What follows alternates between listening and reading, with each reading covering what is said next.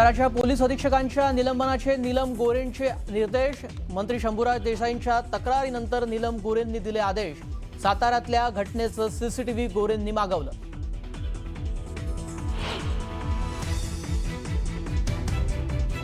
साताऱ्यात 10 पेक्षा जास्त पोलीस आम्हाला ओढत होते। मंत्र्यांना अशा प्रकारे मारहाणीचा प्रकार कधी झालाय का? शंभूराज देसाईंचा सवाल। तर आम्ही कुणाकडे न्याय मागायचा म्हणत शंभूराज देसाई आक्रमक।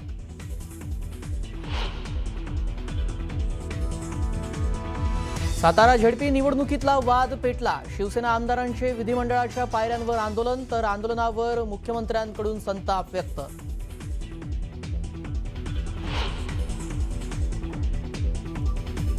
सातारा प्रकरणाची वस्तुस्थितीच्या आधारावर योग्य ती चौकशी होईल। चौकशीमध्ये जे काही निष्पन्न होईल त्यानुसार कारवाई केली जाईल, मुख्यमंत्र्यांचे निर्देश।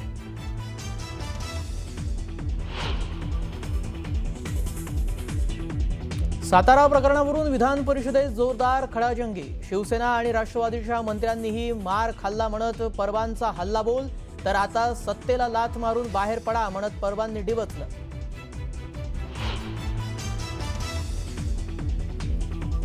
भोंदू अशोक खरात प्रकरणी कुणालाही सोडणार नाही। या प्रकरणी उद्या सखोल निवेदन देणार मुख्यमंत्री फडणवीसांची माहिती। तर संबंधित प्रकरण अतिशय गंभीर असल्याचं केलं मुख्यमंत्र्यांनी स्पष्ट।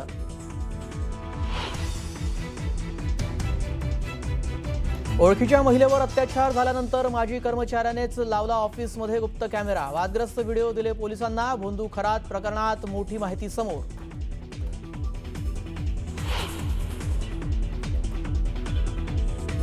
शिवनिका संस्थांच्या ट्रस्टींची एसआयटी चौकशी होणार, सूत्रांची माहिती। तर रुपाली चाकणकर ही पूर्वी ट्रस्टी असल्यानं चौकशीच्या फेऱ्यात अडकण्याची शक्यता।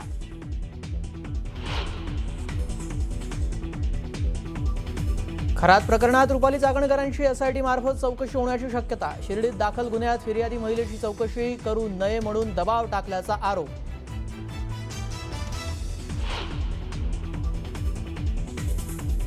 महिला आयोगाचं अध्यक्षपद गेल्यानंतर चाकणकरांच्या अडचणी कायम। आता राष्ट्रवादी महिला प्रदेशाध्यक्षपदावरूनही होऊ शकते गच्छंती।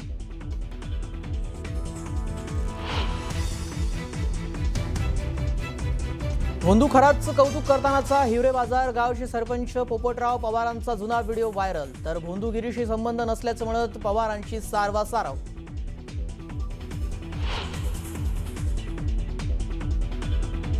पंतप्रधान नरेंद्र मोदींचं दुपारी लोकसभेमध्ये संबोधन। आखाती देशातील युद्धामुळे उद्भवलेल्या मुद्द्यांवर भाष्य करण्याचीही शक्यता।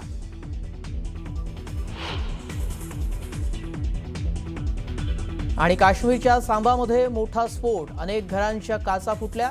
कट रचून स्फोटाचा पोलिसांना संशय।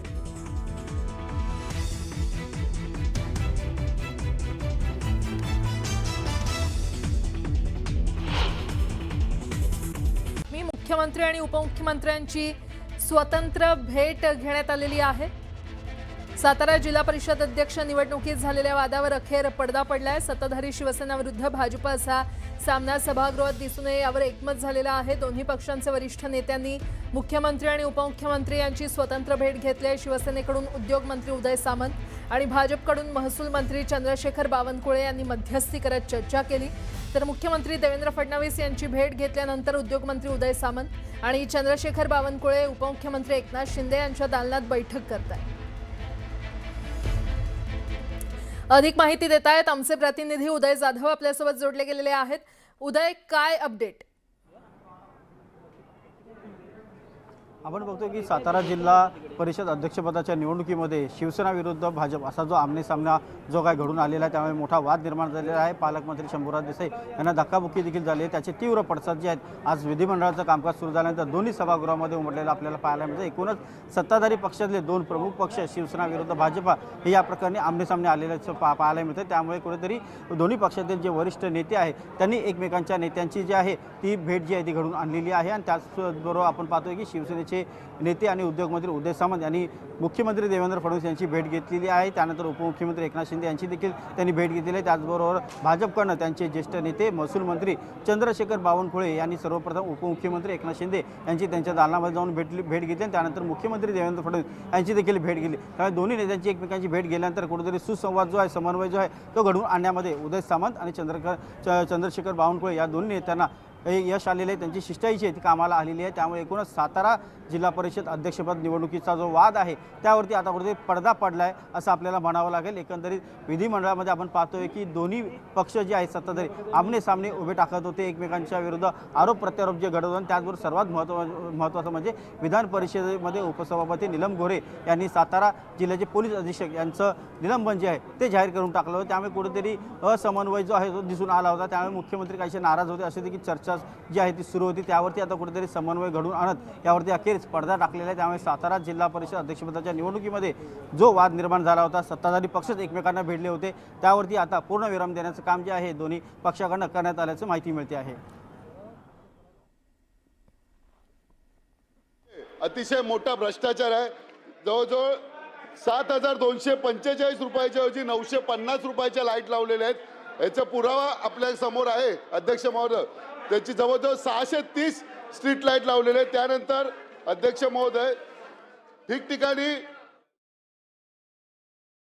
अस्थिरता निर्माण करण्याचा प्रयत्न करतो, हा भाजपचा एक रणनीतीचा भाग आहे।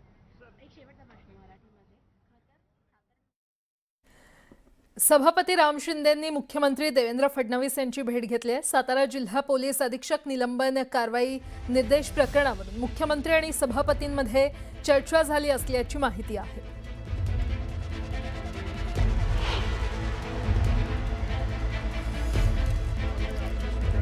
तर मोठी घडामोड आपण पाहतोय। सभापती राम शिंदे आणि मुख्यमंत्री देवेंद्र फडणवीस यांची भेट घेतलेली आहे। सातारा जिल्हा पोलीस अधीक्षक निलंबन कारवाई निर्देश प्रकरणावरून मुख्यमंत्री आणि सभापतींमध्ये यावेळी चर्चा झालेली आहे। त्यामुळे नेमकी काय चर्चा झाली हे पाहणं महत्त्वाचे ठरणार आहे। सातारा जिल्हा परिषद प्रकरणावरून वाद निर्माण झाला असतानाच आता सभापती राम शिंदे आणि मुख्यमंत्री देवेंद्र फडणवीस यांची भेट घेतली असल्याची माहिती मिळते। सातारा जिल्हा पोलीस अधीक्षक निलंबन कारवाई निर्देश प्रकरणावरून मुख्यमंत्री देवेंद्र फडणवीस आणि सभापती राम शिंदे यांच्यामध्ये बैठक झाली, यांच्यामध्ये चर्चा झाली। त्यामुळे चर्चेत नेमकं काय समोर येतं, आता चर्चेतून काय समोर येतं हे पाहणं महत्त्वाचं ठरणार आहे। सातारा जिल्हा परिषद प्रकरणावरून ही चर्चा झाली असल्याची माहिती मिळते आणि या संदर्भात अधिक माहिती देत आहेत आमचे प्रतिनिधी तुषार रुपनवर आपल्यासोबत जोडले गेलेले आहेत। तुषार, राम शिंदेंनी मुख्यमंत्री फडणवीसांची भेट घेतली असल्याचं कळतंय, काय अपडेट? नक्कीच सातारा जिल्हा परिषद निवडणुकीमध्ये जे पडसाद उमटले ते आपल्याला साधारणतः विधान परिषदेमध्ये कामकाज सुरू असताना पाहायला मिळाले। मात्र विधान परिषदेमध्ये उपसभापती नीलम गोरे होत्या आणि नीलम गोरेंनी पोलीस अधीक्षक त्याचप्रमाणे अनेक पोलीस कर्मचाऱ्यांचं निलंबन करण्याचे आदेश दिले। त्यानंतर तातडीने आपल्याला विधिमंडळामध्ये वेगवान राजकीय घडामोडी घडताना पाहायला मिळाल्या। हे निलंबन होऊ नये म्हणून स्वतः भाजपच्या मंत्र्यांनी देखील आपली भूमिका मांडताना पाहायला मिळाली। त्याचप्रमाणे तात्काळ विधान परिषदेचे सभापती आपल्याला मुख्यमंत्री देवेंद्र फडणवीस यांच्या भेटीसाठी त्यांच्या दालनामध्ये दाखल झाल्याचं पाहायला मिळतंय। कारण की विधान परिषदेचे सभापती म्हणून येणाऱ्या काळामध्ये आता त्या पोलीस अधीक्षकांची चौकशी करायची का, त्यांचं निलंबन करायचं का, ज्या पोलीस कर्मचाऱ्यांची चूक होती की चूक नव्हती या संदर्भात चौकशी करायची का, या संदर्भात आता सभापतींची मुख्यमंत्र्यांसोबत चर्चा सुरू असल्याचं पाहायला मिळतंय। कारण की मुख्यमंत्री देवेंद्र फडणवीसांनी विधानसभेमध्ये स्पष्टपणे आदेश दिलेले आहेत की उपमुख्यमंत्री एकनाथ शिंदे यांनी जी पटलावरती माहिती दिलेली आहे सातारा जिल्हा परिषद निवडणुकीमध्ये झालेल्या वादासंदर्भातली आणि त्या ठिकाणी पोलिसांनी घेतलेल्या भूमिकेसंदर्भातली संपूर्ण सखोल चौकशी केली जाणार आहे। या संदर्भात मुख्यमंत्र्यांनी स्पष्टपणे त्या ठिकाणी चौकशीचे आदेश दिले। मात्र वरच्या सभागृहात म्हणजेच विधान परिषदेमध्ये नीलम गोरेंनी तात्काळ निलंबनाचे आदेश दिल्यामुळे एक वाद निर्माण झाला आणि त्यामुळे सभापती म्हणून वरच्या सभागृहाचे सर्व सभापती प्रमुख असतात म्हणून स्वतः सभापतींनी आता मुख्यमंत्री देवेंद्र फडणवीस यांची भेट घेतली। दोन्ही प्रमुख नेत्यांमध्ये आपल्याला संवाद झाल्याचं पाहायला मिळते आणि आता नेमका सातारा प्रकरणाची चौकशी होणार की सातारा प्रकरणामध्ये नीलम गोरेंनी सांगितलेलं तात्काळ निलंबन करा, या संदर्भात काय कार्यवाही होणार याकडे सर्वांचं लक्ष लागल्याचं पाहायला मिळतंय. तुषार, अपडेट घेत राहू. तुर्तास धन्यवाद. सातारा जिल्हा परिषद अध्यक्षपदाच्या निवडणुकीवेळी झालेल्या राड्याचे पडसाद विधान परिषदेत उमटलेत. शंभूराज देसाई या मुद्द्यावरून आक्रमक झाल्याचं पाहायला मिळालं. अध्यक्षपदाच्या निवडणुकीवेळी पोलिसांनी आम्हाला फरफटत नेलं, मारहाण केली असा आरोप शंभूराज देसाई यांनी केलाय. उपसभापतींनी तात्काळ दखल घेत साताऱ्याच्या एसपींचं निलंबन करण्याचे आदेश दिले आणि त्यानंतर जयकुमार गोरे यांनी यावर आक्षेप घेत आधी वस्तुस्थिती तपासावी अशी मागणी केलेली आहे. साताऱ्याच्या एसपींचं निलंबन रद्द करावं अशी मागणी त्यांनी केली. तर या संपूर्ण प्रकरणाची न्यायालयीन चौकशी व्हावी अशी मागणी आमदार संजय खोडके यांनी केली.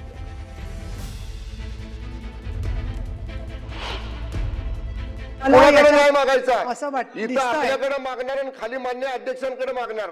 मी त्यामुळे माझी विनंती आहे, तो एसपी जो वागलाय ना सभापती महोदय, पूर्ण एखाद्या घरगाड्यासारखा वागलाय. त्यामुळे आपण, माझी विनंती आहे, त्याला तात्काळ निलंबित करा, बडतर्फ करा सेवेतनं. आज त्याची निवृत्त हायकोर्ट जज मार्फत त्याची चौकशी करा. हा अन्याय आम्ही सहन करणार नाही. त्यामुळे माझे हात जोडून आपल्याला विनंती आहे, अशा पद्धतीनं मंत्र्यांवर आरेरावी करणाऱ्या, मंत्र्यांना जखमी करणाऱ्या त्या पोलीस दलाचा प्रमुख तुषार दोशी, एलसीबीचा इन्स्पेक्टर देवकर, एलसीबीचा असिस्टंट इन्स्पेक्टर गर्जे आणि त्यांच्या बरोबरचे 100 पोलीस यांच्यावर तात्काळ कारवाई करून त्याला निलंबित करा. मी आज आत्ताच्या आत्ता साताऱ्याचे पोलीस अधीक्षक आणि संबंधित ज्यांनी मतदारांना, देवकर आणि तुम्ही जे म्हणतात, हे पहा, या सभागृहामध्ये आमदार सांगतात ते खरं मानलं जातं, तर मंत्री सांगतायत म्हटल्यावर ते खरंच मानलं पाहिजे. हा आत्तापर्यंतचा प्रघात आहे. एक. दुसरं, एवढी घटना घडल्यावर सरकारकडून कालच चौकशीचे आदेश जायला हवे होते, ते काही कारणाने गेलेले नाही आहेत. आज पहिला दिवस आहे सुट्टीनंतरचा. तर ताबडतोब साताऱ्याचे पोलीस अधीक्षक आणि संबंधित ज्यांनी लोकांना ढकलाढकली केली, जखमी केलेलं आहे आणि महत्त्वाचं म्हणजे मतदानाच्या प्रक्रियेपासून वंचित ठेवलेलं आहे, त्यांचं सरकारने निलंबन करावं असे मी निर्देश देत आहे. भारतीय जनता पक्षाला दोष द्यायचं काय कारण आहे? कशासाठी भारतीय जनता पक्षावर ब्लेम करता? ही सगळी परिस्थिती सभापती महोदय जोपर्यंत सभागृहाच्या समोर येत नाही, त्याची चौकशी होत नाही, तोपर्यंत अशा पद्धतीची कारवाई करणं उचित नाही. या सगळ्या परिस्थितीमध्ये अशा पद्धतीची भूमिका घेणं योग्य नाही. आणि सभापती महोदय, एक आहे, सभापती महोदय, या एसपीचं जे आपण निलंबन केलंय त्याला तातडीनं स्थगिती देण्याची आवश्यकता आहे.